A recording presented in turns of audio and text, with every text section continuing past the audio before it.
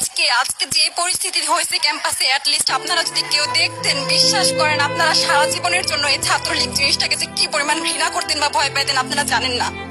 এরা আমাদের সামনে রড দিয়ে পিটায়া, ছেলেগুলারে রড দিয়ে পিটায়া একদম মাথা মরা করে ফেলছে। তারা এসে আমাদের পেছনে লুকাইছে, আমাদের বোরকার পেছনে, আমাদের ওড়নার পেছনে লুকায় বলে, আপু আমাদের একটু লুকায় রাখেন, আমাদের ওরা মাইরা ফেলবে, আমাদের বাঁচান আপু বাঁচান। আমরা তাদের ওড়না দিয়ে বোরকা দিয়ে লুকায় রাখছি, সেইখান থেকে আমাদের ধাক্কা দিয়ে ফেলে দিয়ে তাদের বের করে আবার মাথায় রড দিয়ে মারছে।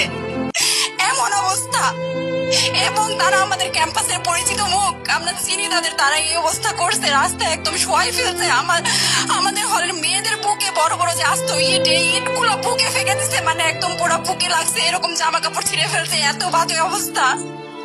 অথচ আমার ব্যাচমেট, আমরা যাদের সাথে ক্লাস করি, একসাথে বসি, আমি তাদের একটা কথা বলতে দেখি না এগুলো নিয়ে, একটা কথা না। এবং তাদের নিউজ ফিডে গেলে দেখবেন তারা এখন এগুলাই সাপোর্ট করে যাইতেছে।